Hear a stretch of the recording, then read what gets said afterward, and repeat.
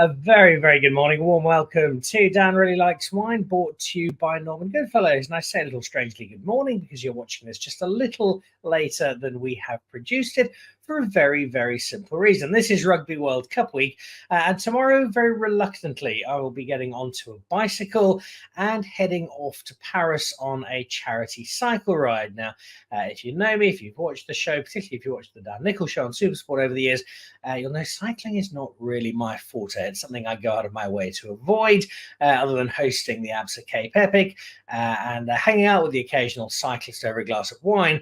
I'm generally not to be seen anywhere near two wheels. But this is the exception because Ron Rutland, the fat kid on a bike, is completing his third race to Rugby World Cup.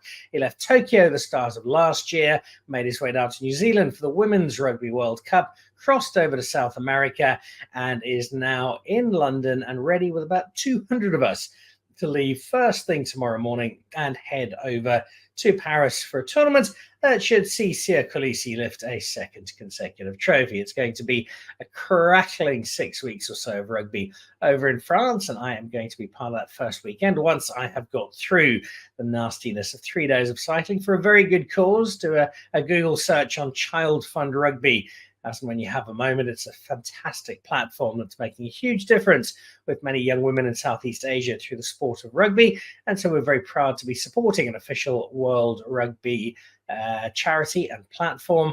And that is why we are cycling. Given that that theme is prevalent for me this week, I thought I would change it into a wine space as well. And so both today and Thursday, we'll be talking about wine through the prism of the Rugby World Cup. On Thursday, we have, if all goes according to plan, a winemaker from England, from France, from Italy, from Chile, from Portugal, talking to all of them about the rugby as well as wine, and Argentina to complete that group of six. Today, though, we talk to a couple of Australians, or one Australian, one sort of Australian, and I think we have an American Kiwi joining us at some point out of Chicago, as and when we can haul him onto the show. But as New Zealand not really going to feature in the Rugby World Cup, he's not quite so important.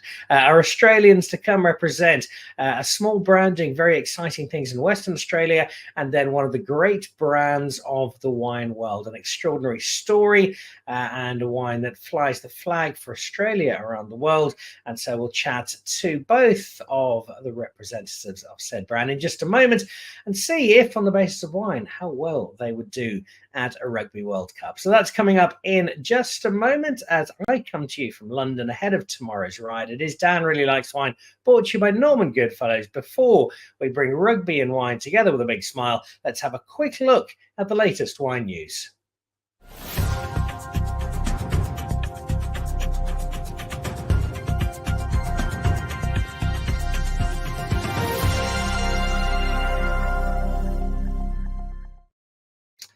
So this is new wine from Philip Jonker out the other side of Robertson, the Volta Freda range. They're just consistently really good at making exceptional bubbles. We'll be talking about Australian bubbles a little later on in the show, but this is one of those quiet corners of Robertson where the prevalence of limestone shows through beautifully in so many of the Chardonnay-led bubbles.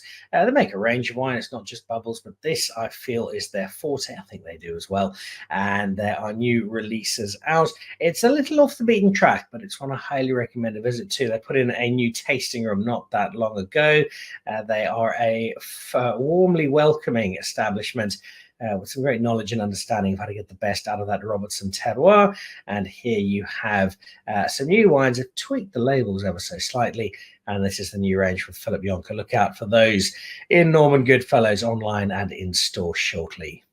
Then WineX, and not just WineX, but Standard Bank WineX. Well done to Michael Fridjon and the team. This will be the 27th, 26th, 25th October, counting backwards. I shall be there at some point. We might even be doing something rather special. I'll be chatting to Michael soon, and we'll keep you posted. Thank you, Standard Bank, for coming on board and showing some support for the South African wine industry. WineX remains a most extraordinary celebration of wine. There will be hundreds and hundreds and hundreds of different wines as you meander your way through. In many cases, meeting the winemakers themselves. A lot of them do like to come up to WineX to be part of this particular event. So lots of terrific wine, loads of people, and a brand new sponsor in Standard Bank, taking an already fantastic event into a very exciting new space. Put that one in the diary. Then Stellenbosch. This has been not relaunched, but kicked in again for summer. This is the Stellenbosch concept. You'll need to go and spend some time on the Stellenbosch wine routes and visit Stellenbosch online spaces. But effectively, it is the chance to get back a chunk of what you've paid when you visit restaurants and other establishments in Stellenbosch. Stellenbucks are your rewards cash, and you can use those to go on for further meals, for further experiences in such an exciting and vibrant town. I was going to say little, but not so much anymore. Stellenbosch is absolutely flying along, and Stellenbucks just another way of making the most of your Stellenbosch experience. So well done, Mike Ratcliffe and team, for a very cool initiative. And Element House, the Sunset Sessions are coming up. Heritage Day in particular, they are going to be doing Heritage Day Braai. So that is coming up at the end of September. And that's going to be, if it's Element House, a fairly upmarket braai, but one that's going to get a lot of people in a particularly good mood, because Manny and his team are wonderful, wonderful hosts.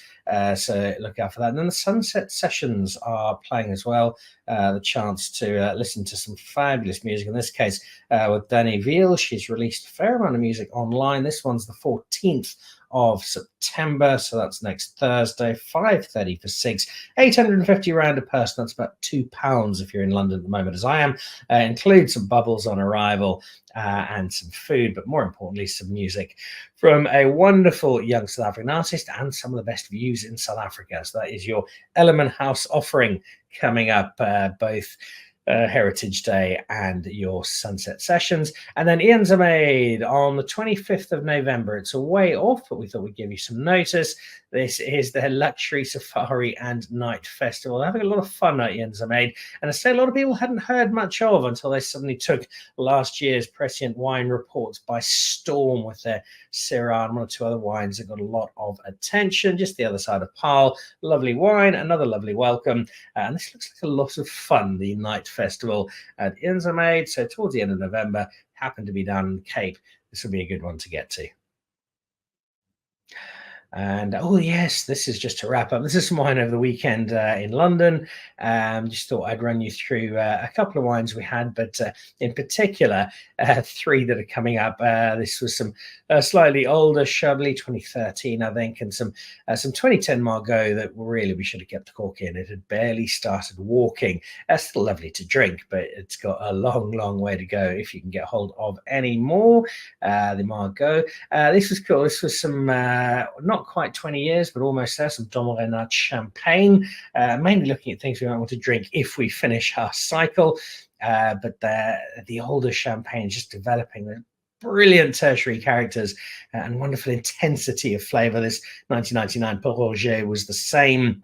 Becoming not an old heavy wine, but one that's really taken on a depth of character and an awful lot of good fun to drink. But these were the three that we tried. That was some 1947 Paul Roger, some 1949 Moët Chandon, and then away from the bubble, some Lynchbage 1955.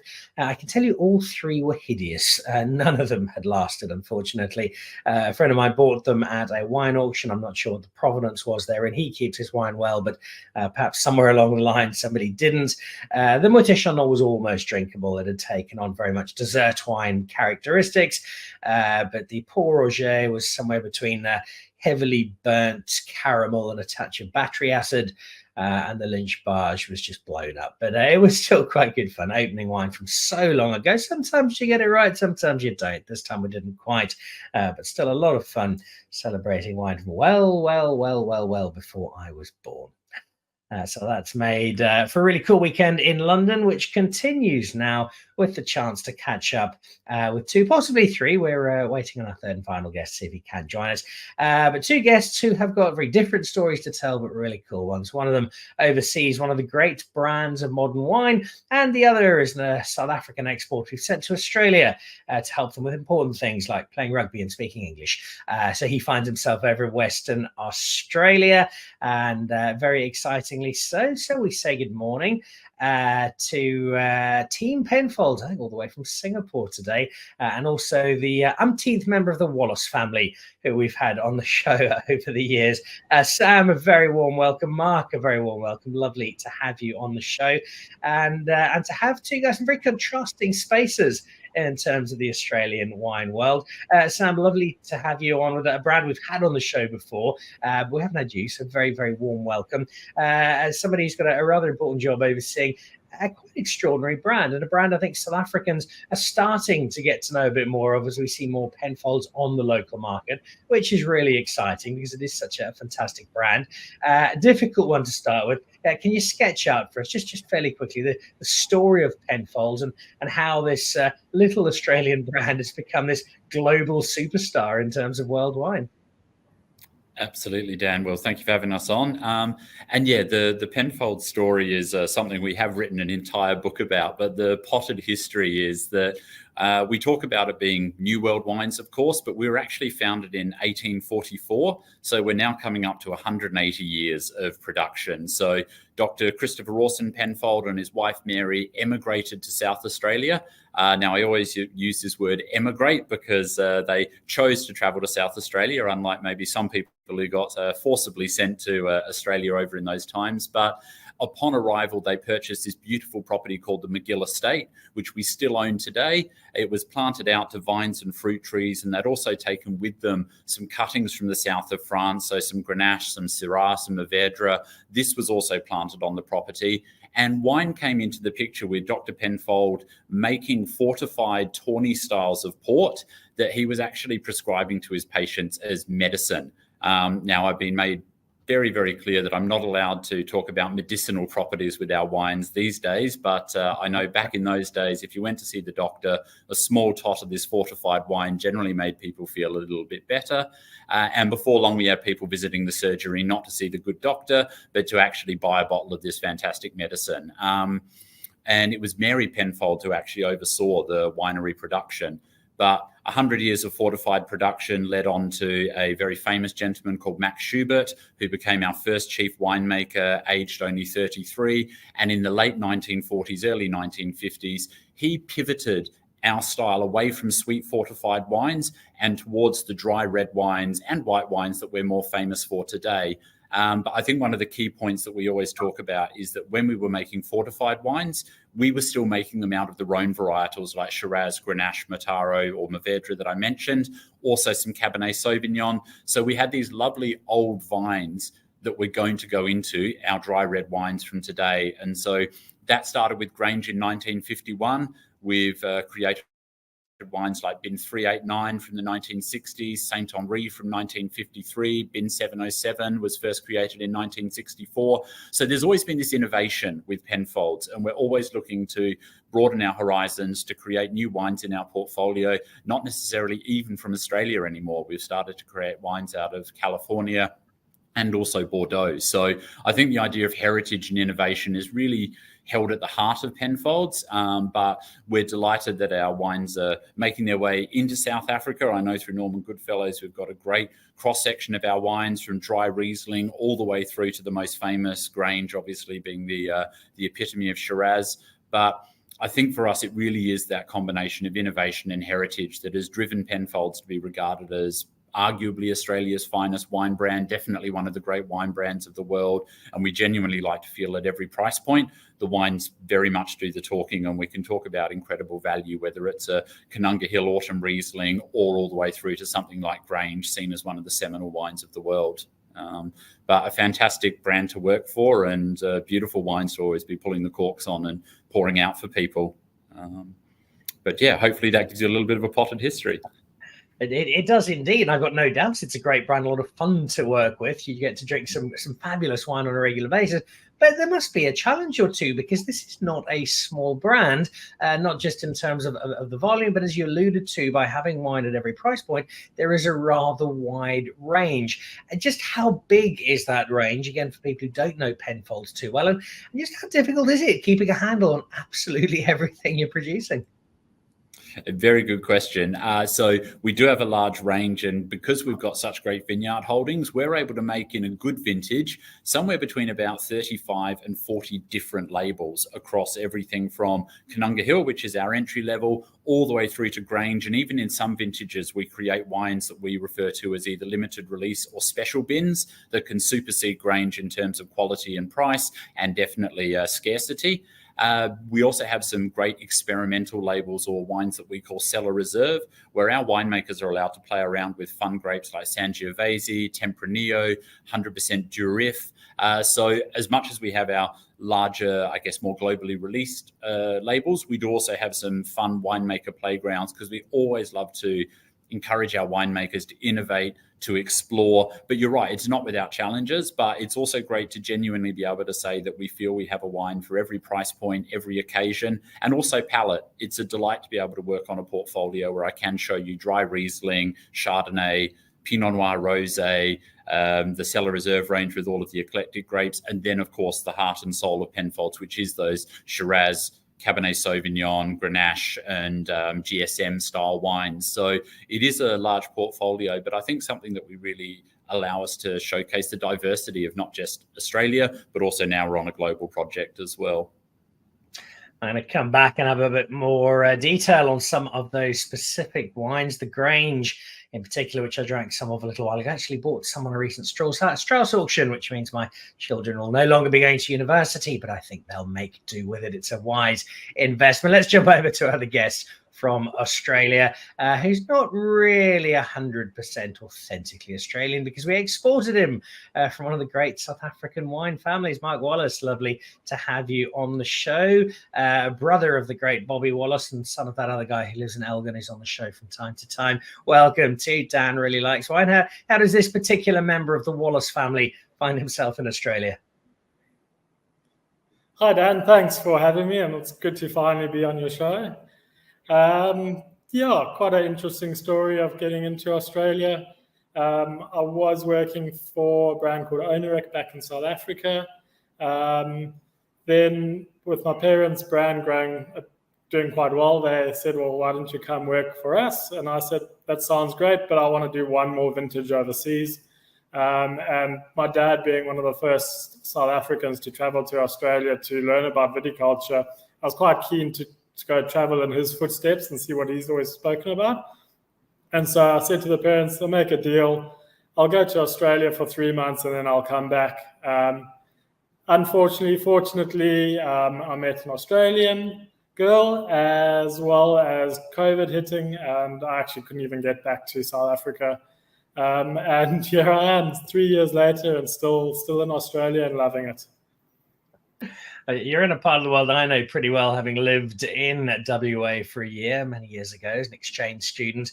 And I remember at that stage, that's probably all the very late 1990s, wine was getting a foothold in Western Australia, but it certainly wasn't considered mainstream at that particular point. With the help of people like you, I'm sure it's really growing as a wine area for South Africans who don't really understand the geography of wine in Australia and where different wines are made and produced. Just give us a bit of a picture about wine in WA and how it does seem to be growing. Yes, so WA is quite an exciting area to be in at the moment with the wine industry. Also with the Australian population, they're quite thirsty. So we definitely have quite a good market here. And that's also why you probably don't see a lot of WA wines on the international stage or in South Africa. But yeah, WA is a massive state. It's probably almost the size of the whole of South Africa. And we're up the west coast of Australia. So quite a warm, quite arid area where I am at the moment. I'm at our winery in the Swan Valley, and that's about 25 minutes outside of the Perth CBD. So quite a popular place to come on weekends to explore and go wine tasting, but a very warm area. Kind of reminds me of driving up the west coast of Cape Town, hitting like Vredendal area, and also we do a lot of warmer varieties. So it kind of has that little bit of Swartland feel to it. But then with us, we've also got we got a farm down in Margaret River. So now Margaret River is about 3-hour drive from the winery. And then even Margaret River itself is a massive area. It stretches about 100 kilometers long. So a lot of really good cabs and Chardonnays are produced in that area. Cabs from the more northern section, and then you work your way down, and it just gets cooler and cooler and cooler, kind of like driving from Cape Town to Hermanus. You find yourself with the brand Sittella, which you're proudly displaying today. Tell us a little bit more about Sittella and what you're making, and the bubbles. I know we mentioned earlier we talk about some bubbles from Australia. You are the home of some of the more celebrated bubbles of Australia. Yes, definitely. So, a very interesting farm that we work on.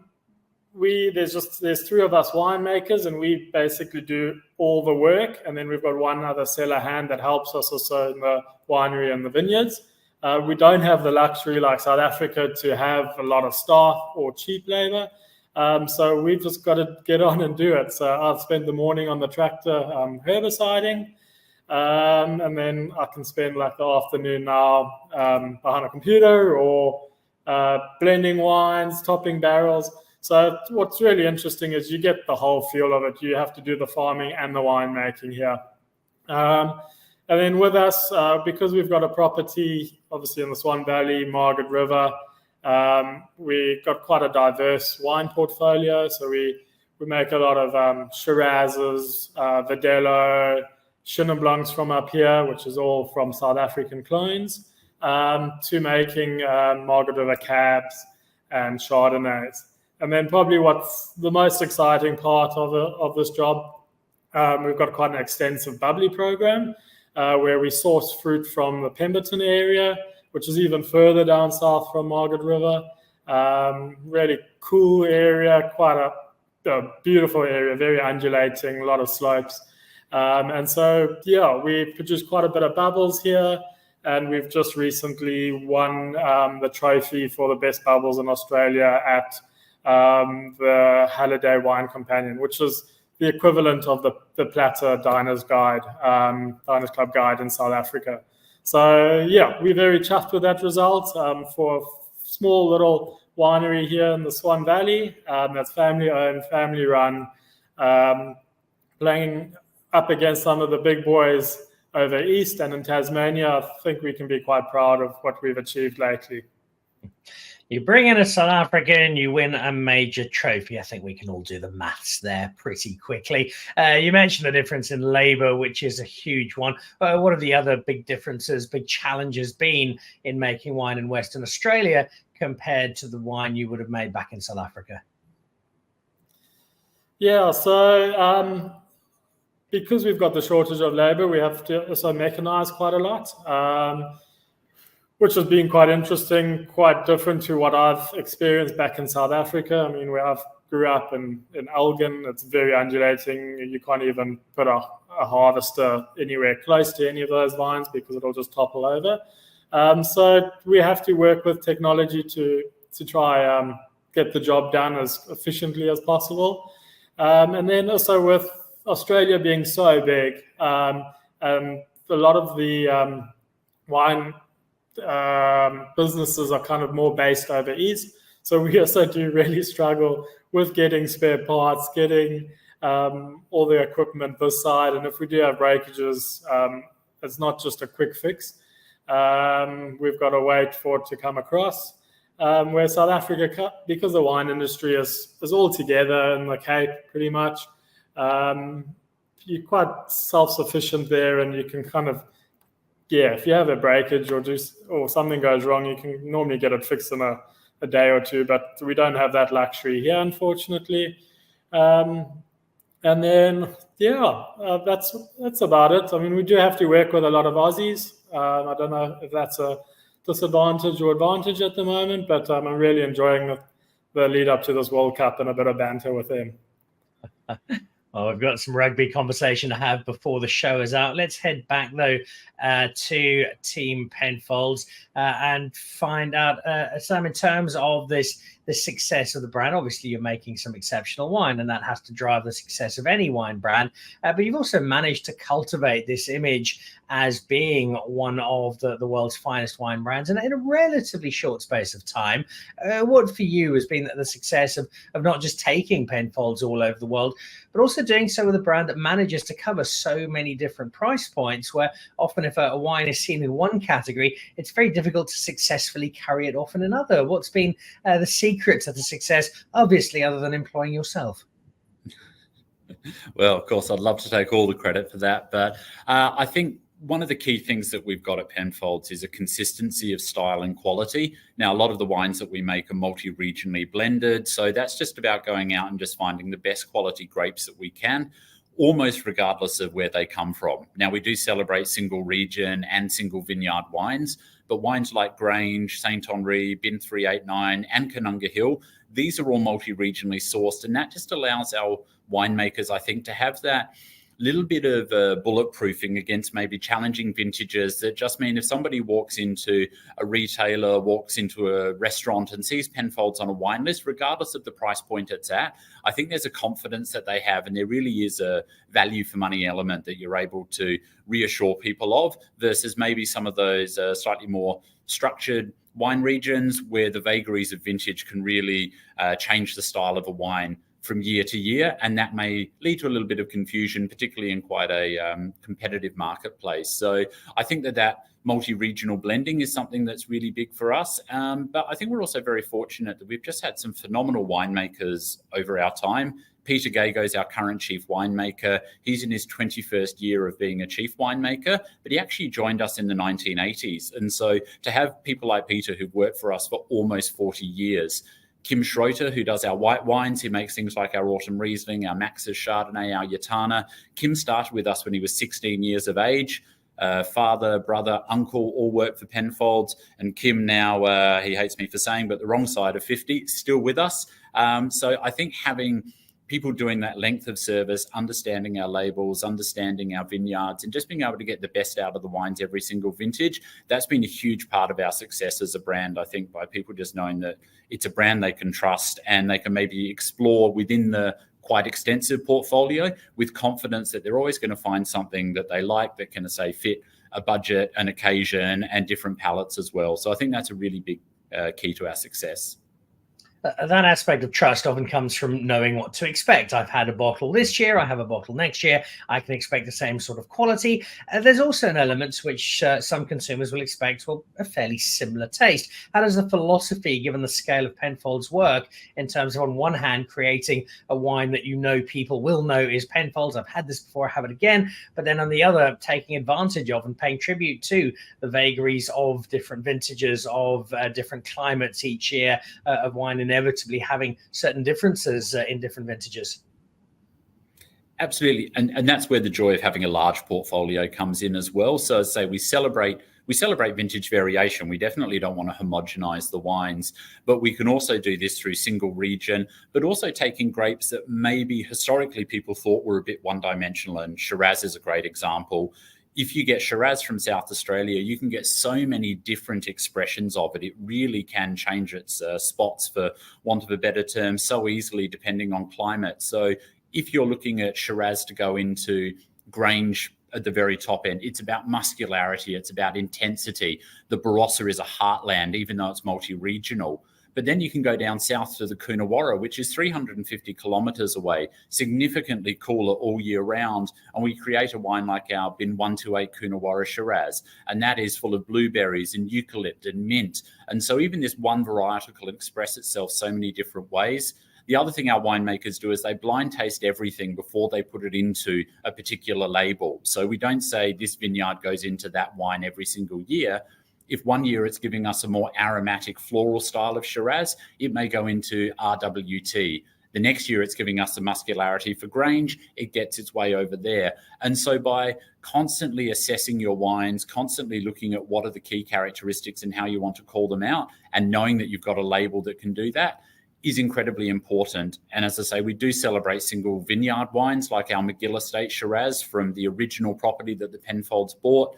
We have another fantastic wine called Bin 150, which comes from a tiny sub-region of the Barossa called Marananga, which, even though it is part of the famous Barossa region, we feel has quite a unique terroir element that's a lot more mineral, a lot more animalistic, almost a little bit more Rhone-esque in some ways. And so we created this label only about 15 years ago to allow us to really emphasize what we think is a unique part of South Australia. So I think having that broad portfolio, but also making sure that each wine in the portfolio has its unique characteristic is really key, because if two wines tasted the same, we may as well blend them together rather than creating more labels. But we do genuinely like to think that each of our labels has a unique part to play and a unique character, and our winemakers really bend over to backwards to make sure that that character is emphasized and captured every single vintage.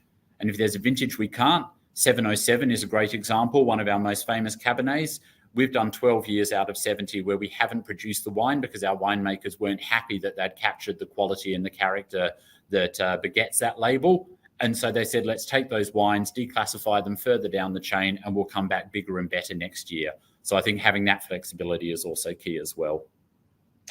Now you're watching a special edition of Dan Really Likes Wine in the Rugby World Cup week. And to that end, you might be thinking, if watching this in South Africa, why on earth has Dan got Australian wines on the show? What are they doing? They keep destroying us at cricket and they've been nasty to us on the rugby field. Why would we do this and not support South African wine? Well, the philosophy is very simple. We love to drink wine from other parts of the world because it gives us a better understanding of our own wine and some great context. To that end, Sam, if I've got people who've never tried Penfolds, they've heard of it or they're discovering it on the show today, and I thought, right, I'm going to head off to Norman Goodfellows and get a couple of bottles for an introduction. What would be a broad introduction? Give us an initial guide if you're trying Penfolds for the first time. What are a couple of wines that you think would give people quite a nice first taste of the Penfolds brand and begin their story with you? Absolutely. So, I mean, we always say most people's first step with Penfolds is taken with Canunga Hill. Now, Norman Goodfellows has got two of my favorite wines from that range. One is the Autumn Riesling, predominantly Eden Valley, bone dry in style. Just got lovely lime, mineral, grapefruit characteristics, highlights just what a beautiful varietal Riesling is. And also we have cool climate regions that produce it. So that is a great starting point for our whites. And then it's got a sibling wine, which we call the KH76, an homage to 1976, which was the first ever vintage of this wine. That is the classic South Australian blend of Shiraz and Cabernet. You get the structure, you get the elegance of Cabernet with some floral aromatics, and then you get the richness, the ripeness, the spiciness of Shiraz. Now, I think those two wines in themselves showcase the diversity we have, from a beautiful bone dry unoaked white through to a richer, more powerful red.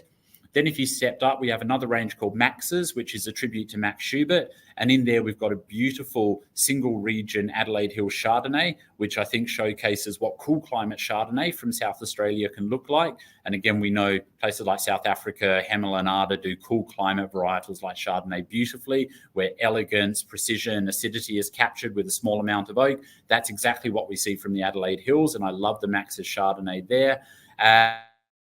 And then I'd say if you're really looking for a special occasion or something that really personifies the power, the richness and the complexity that Penfolds can have, it's very hard to go past the Bin 389 Cabernet Shiraz. We often call this baby Grange because it does get declassified Shiraz parcels from Grange being passed down, as well as the wine being matured in 1-year-old American oak. These barrels held Grange in the previous vintage.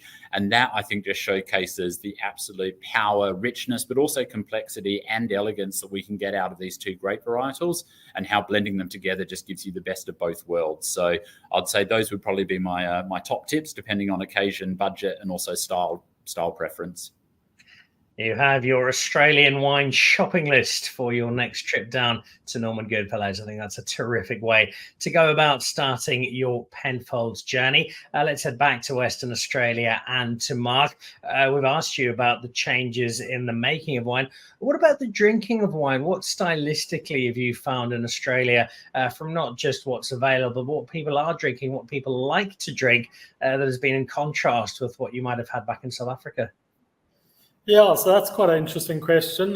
What I found is the trends that I was used to back in South Africa are pretty or very similar to the ones here in Australia. So like your Grenaches are becoming very trendy. Chardonnays have taken off, and that's one of our really good sellers at the moment. And then stylistics, I always used to think Australia was big, bold wines, but I definitely see a bit more elegance coming through. We're treating fruit a lot softer than I think they used to back in the day. And so definitely less extracted wines, more elegant, pretty, and that's even with the cabs from Margaret River. And then Malbec again. I know my old man would love to hear this, but Malbec's also taking off big time here. And I'm seeing it more and more. And the more people I talk to, they just can't get enough of it. So very similar trends to South Africa. And then also a lot of wine bars that are opening up. That's also becoming quite trendy to be seen at. So yeah, the culture, the wine culture here is actually amazing. How everybody has kind of adopted wine as their second drink at the moment, and it's great for us as a business in WA.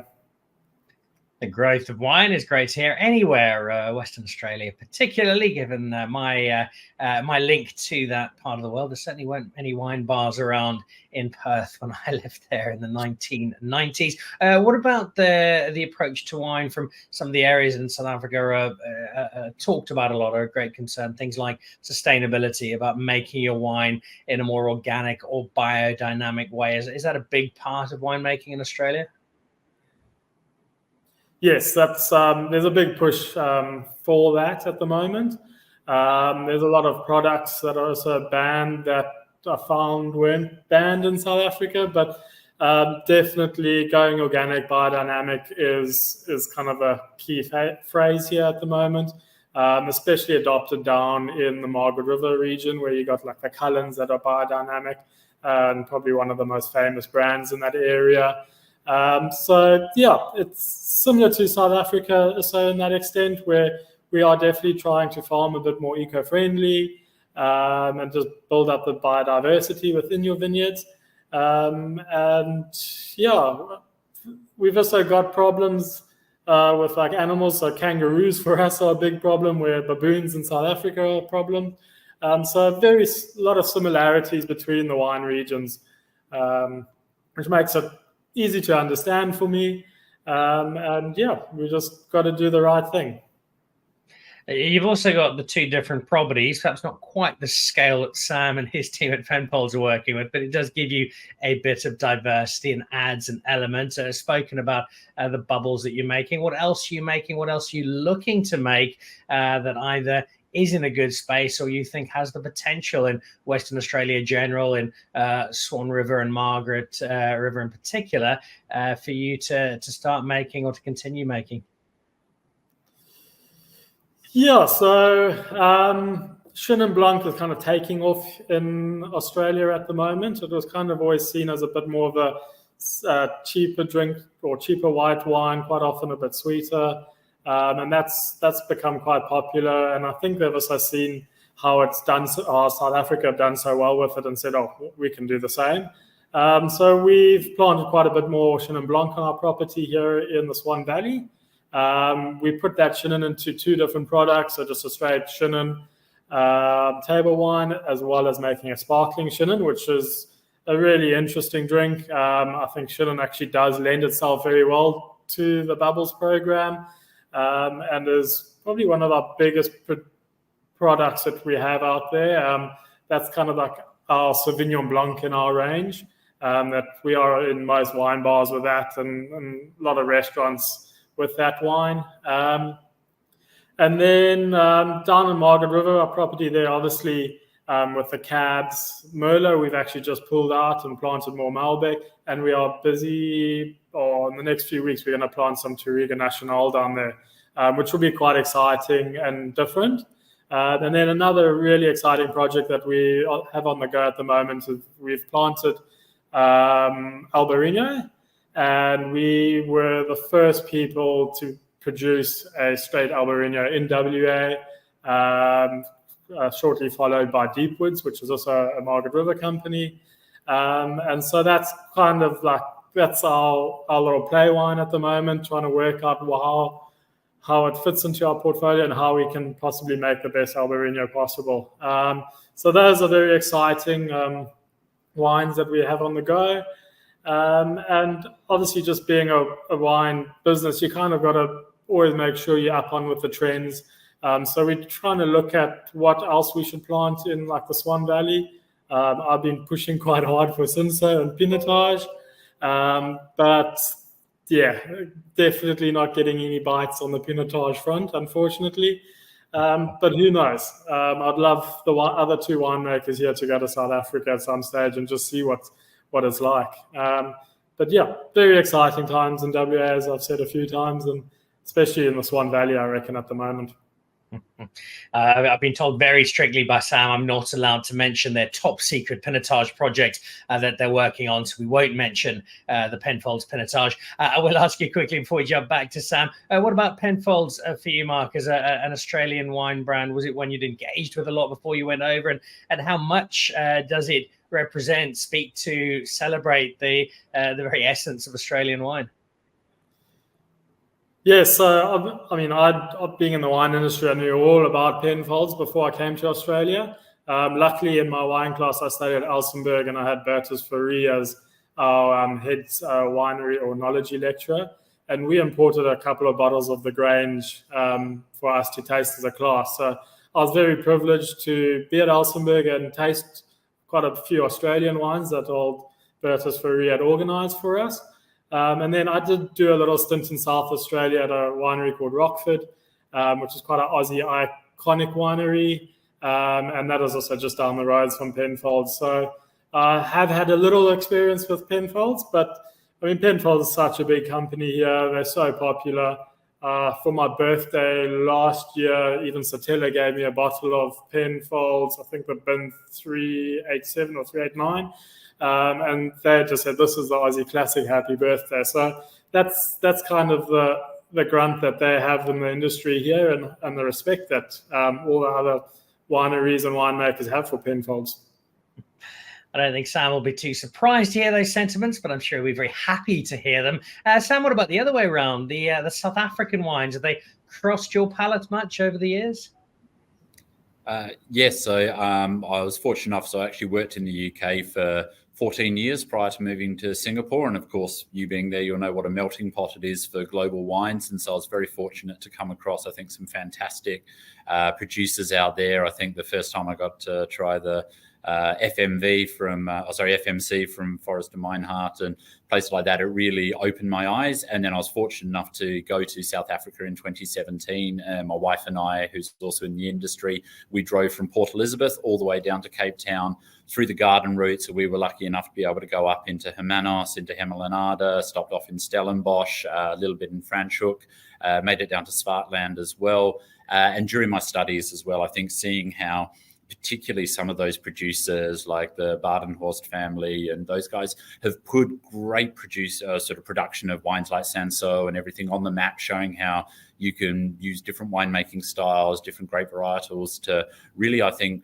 make elegant, crisp, crunchy styles of red out of an area that maybe has been traditionally more viewed for bigger, powerful wines. I think we've definitely started to see a reflection of that globally, but I really think that South Africa were probably leading the charge, say particularly some of those areas like Swartland that were really throwing away some rule books. So I'm a massive fan of South African wines. I've still got some really lovely wines in our cellar from our trip over there, which was fantastic to be able to bring some of those back, and I've got them safely stashed away back in Australia to share with some people over there, because I think that the quality of the product, the age of the vines, I think similar to Australia, we've got some beautiful old vine production. The threat of disease is probably not as high as it is, being quite a dry, arid place as well. That really allows the vine health to grow, and I think that terroir to come through. And amazing to hear Mark talking about trying to get some Cinsault over to Western Australia. I would happily second that and see whether I could get that going anywhere else as well. But no, I'm a massive fan of South African wines. I just think that what they represent in terms of quality is really, up there with some of the other great wine countries of the world. That's wonderful to hear that from somebody in your position. I suspect, though, Sam, that is where the South African affection ends as we move the conversation at the end of the show into, as promised, the rugby space. Now, when I got hold of the Penfolds global PR team, I said, I'd love to speak to somebody from Penfolds, but they have to have a rugby background. They said, we've got somebody who could have been a Wallaby if he wanted to, but instead he ended up in the wine industry. Sam, you do have a bit of rugby background. You played a fair bit, as far as I know. How excited in a country that's got league and it's got Aussie rules and it's got soccer as competitions for ball sports. How excited is Australia about the Rugby World Cup? How excited are you? And do you think Eddie Jones, after a difficult last stretch, has got reason to be remotely excited? Well, I mean, you say being Australian, if you throw a ball in front of us, we'll chase it until the cows come home. So I think, I grew up in South Australia and, league is definitely not as strong in South Australia. I think we had a franchise for 1 year, the Adelaide Rams, before we saw the error of our ways. But I luckily went to a school that was very union focused and played a bit of club afterwards. I think the Wallaby calling was definitely something that probably got skipped in lieu of some wine. But, we're always excited when these come around. I think, without being, I guess, too negative, it's the hope that kills you in these situations. I think, unfortunately, our run up to the World Cup has been less than ideal. Mark and I were having a chat about it beforehand, and although we've had some close losses in the lead up to this, there's still losses and some that we probably feel like we shouldn't have had. And then there's also been some fairly expected ones as well and some pretty big score lines. So I'm hugely admirable of Eddie Jones. I think he's a fantastic coach, but I think he's got a little bit of a headwind. I know the Australian media at the moment are probably not being as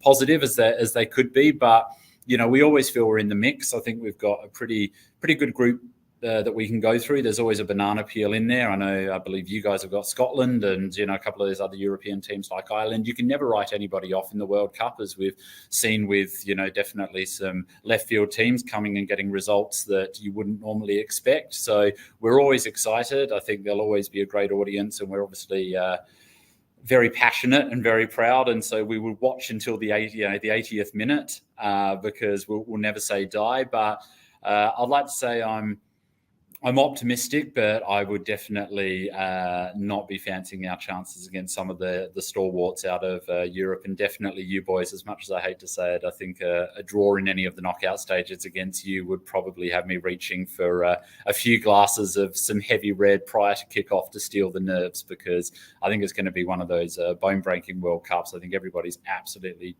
champing at the bit to get on with it. And I think, the media have had a lot to say, and I'd just like to get the boots on the field and see what happens. So very much looking forward to kick off, and I hope Australia are going to go deep. But I do think we're probably maybe one step behind in terms of preparation versus some of the previous cup winners. And your fine country is definitely up there, I think, with the favourites. I think if we did meet and it was a South African victory, which is not guaranteed, it would slightly offset some of the carnage of Cricket World Cups, which cuts deep for all South Africans over the years. Very quickly for you, Sam, if the Rugby World Cup would be determined on wine rather than on the rugby itself, there's some great producing countries. Who would your semi-finalists be, and could Australia win the World Cup in those terms?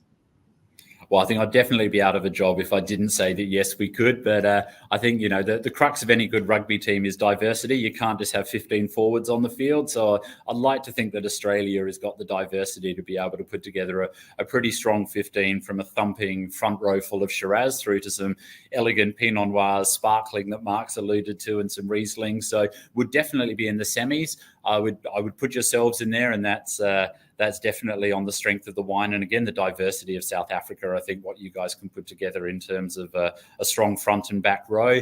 I think out of the Europeans, I think we would have to put the French in there on wine alone. And that's hopefully just to show people that maybe they're resting on their laurels. And I'll have to go and put the Argentinians in there, I think, as a dark horse, and hope that they beat the French in the semis.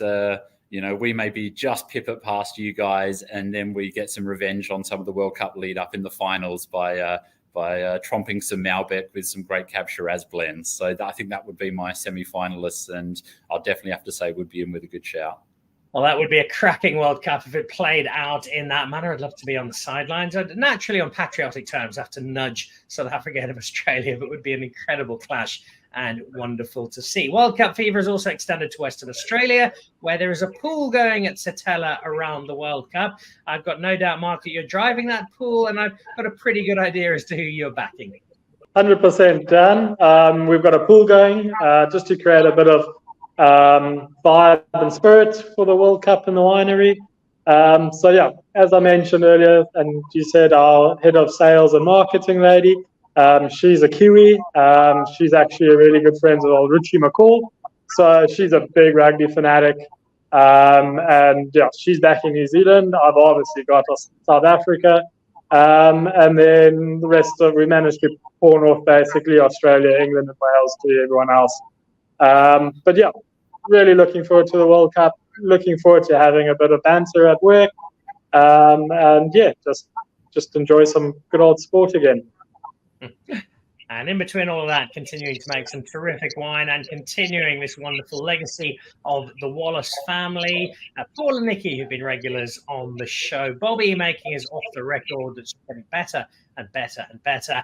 And now over in Australia, in WA, Mark Wallace as well. Guys, thank you. It's been some important insight into the Rugby World Cup, which was the most important part, but also some wonderful wine stories. Sam, lovely to see you, such a big fan of South African wine, but also great to get some insight into the Penfolds brand, which, as I said at the start of the show, we're seeing more of in South Africa, and it really is fantastic to not just drink world-class wine, even grudgingly if it is Australian, to increase our own knowledge and awareness of our wine. And Mark, to see you doing so well over in WA and doing South Africa very proud in that part of the world. So one of us, or there'll be a gap, I think, at the end of this. Either Sam won't be taking calls from me and Mark, or Mark and I will be avoiding Sam's calls, depending on how the rugby goes. But once all that's settled, guys, look forward to having you back on the show. Continuing to celebrate this wonderful legacy of Penfolds, and Mark celebrating your story as well. So thank you both very much for joining me, Sittella and Penfolds. Enjoy the rugby when it kicks off this weekend. Best of luck to you both, but slightly more luck for one of you than the other. And I look forward to having you on the show again soon. Thanks very much, Dan. Really enjoyed it. Thanks, Dan. That was great.